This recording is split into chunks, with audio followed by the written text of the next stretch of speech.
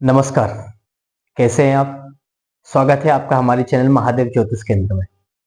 आज हम बात करते हैं प्रेम विवाह अथवा प्रेम विवाह के योग। किन किन विषयों के अनुसार, किन किन ग्रहों के युति के अनुसार और किन किन भावों में प्रेम विवाह सफल होता है, और प्रेम विवाह जब बनता है और बनने के पहले जो बहुत सी त्रुटियां आती है, बहुत सारी अड़चने आती है, वो किन ग्रहों के कारण से आती है। प्रिय दर्शकों, आज हम विस्तार से इस वीडियो के माध्यम से जानते हैं कि कुंडली में प्रेम विवाह के योग है या नहीं, हमारा प्रेम विवाह होगा या नहीं, सेम जाति में सेम कास्ट में होगा या फिर अदर कास्ट में हमारा विवाह होगा। 2025 नया वर्ष की आपको हार्दिक हार्दिक शुभकामनाएं हैं। और आज मैं आपको बता देता हूं कि प्रेम विवाह आपका भी 2025 में संपूर्ण होगा या नहीं, आप इस वीडियो के माध्यम से जान पाएंगे।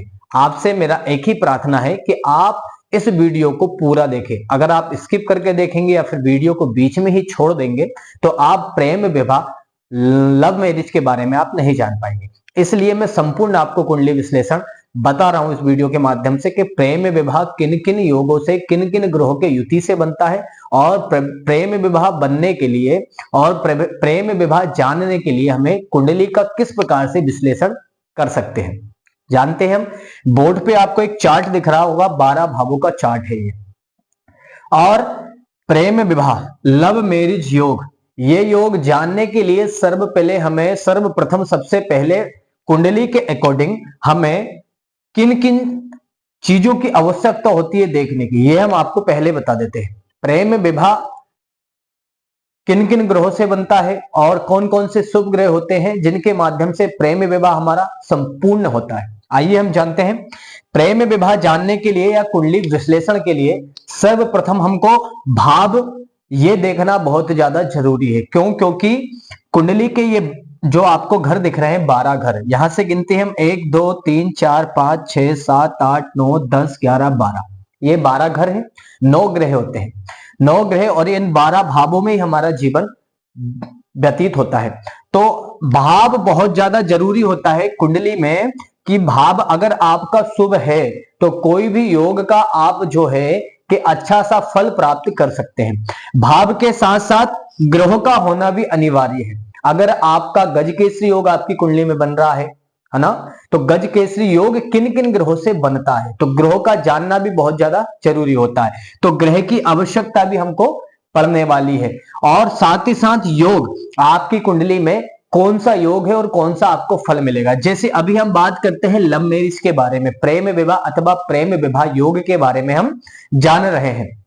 लव मैरिज योग है तभी तो हमारी लव मैरिज होगी, अगर नहीं है तो फिर लव मैरिज नहीं होगी। इसलिए योग का भी अनिवार्य है कुंडली में। और साथ ही साथ अंश, अंश अंश अर्थात डिग्री, कौन सा ग्रह कितने अंश पे है ये जानना भी बहुत ज्यादा जरूरी है। क्यों? क्योंकि बहुत सारे जो एस्ट्रोलॉजर होते हैं, ज्योतिष आचार्य होते हैं, वह बिना अंश के देखे ही विश्लेषण कुंडली का कर देते हैं ना।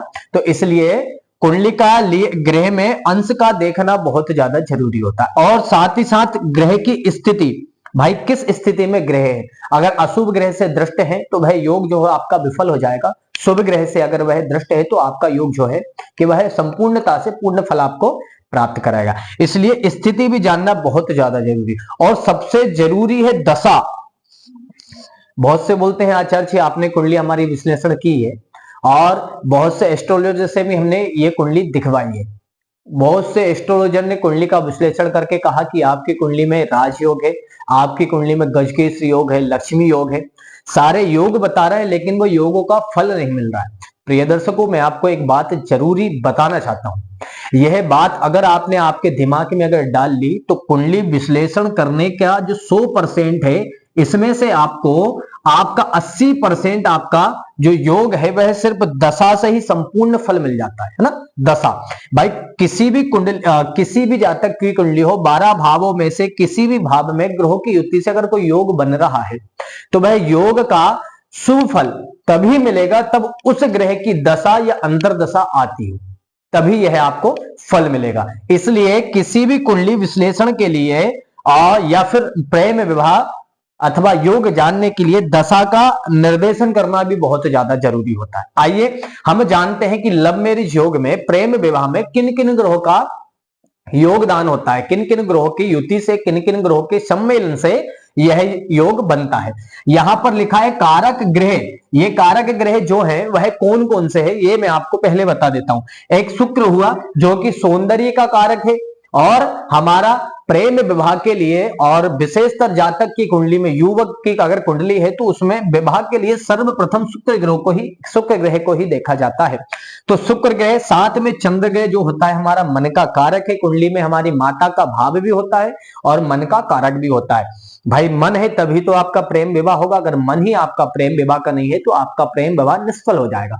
इसलिए चंद्र का देखना भी बहुत ज्यादा जरूरी है। आगे बात करते हैं मंगल। ये मंगल एक गुरुत्वाकर्षण है। ये क्या है? गुरुत्वाकर्षण का अर्थ मैं आपको बता दूं, यह उस भाव को, उस चीज को, उस विषय को वह खींचता है अपने ऊपर, इसलिए मंगल ग्रह को भी देखना बहुत ज्यादा जरूरी है। और गुरु ग्रह, किसी युवती की कुंडली में, जातिका की कुंडली में विवाह के लिए गुरु ग्रह का देखना भी बहुत ज्यादा जरूरी होता है। प्रिय दर्शकों, आप बिल्कुल स्वच्छता से और धीरे धीरे समझेंगे। मैं भी प्रयास करता हूं कि आपको प्रेम विवाह का संपूर्ण जो योग है, संपूर्ण जो विश्लेषण कुंडली का है, वो मैं आप तक पहुंचा सकूं। आइए हम जानते हैं आगे। लव मैरिज योग किन किन ग्रहों से बनती है मैंने आपको बता दिया है। और लव मैरिज योग में किन किन चीजों को देखा जाता है, तो भाव को, ग्रह को, योग को, अंश का, स्थिति का, ग्रह की और ग्रहों की दशाओं को देखना बहुत ज्यादा जरूरी है। साथ ही साथ कारक ग्रह कौन कौन से होते हैं? शुक्र, चंद्र, मंगल, गुरु, ये कारक ग्रह होते हैं हमारी कुंडली में प्रेम विवाह के लिए। आइए हम जानते हैं। ये आपको ये बड़ा सा जो खंड दिख रहा है, इसमें 12 घर होते हैं। 1 2 3 4 5 6 7 8 9 10 11 12, ये 12 घर है। भाव, इसे ज्योतिषी भाषा में भाव कहा जाता है। तो ये 12 भाव होते हैं। अब 12 भावों का विश्लेषण, किस भाव से हमें किस चीज की प्राप्ति होती है, इसके लिए मैं आपके लिए वीडियो बनाऊंगा। और इसलिए मैं आपसे कहता हूं कि आप हमारी चैनल को सब्सक्राइब जरूर करें और बेल आइकन को प्रेस करें, जो कि मैं न्यू जो वीडियो बनाऊं, नई भी जो वीडियो मैं बनाऊं, वो आप लोगों तक साझा हो सके। इसलिए किन ग्रहों से किन चीजों के फल की प्राप्ति होती है, वो इसके लिए मैं वीडियो अलग से बनाऊंगा। अभी तो सिर्फ हम जानते हैं सिर्फ लव मैरिज योग। समय व्यर्थ ना गवाते हुए थोड़ा जल्दी प्रारंभ करते हैं। तो प्रथम भाव यह है, द्वितीय भाव यह है, तृतीय भाव, चतुर्थ, पंचम, षष्ठ, सप्तम, अष्ट, नवम, दशम, एकादश, द्वादश, द्वादश भाव है।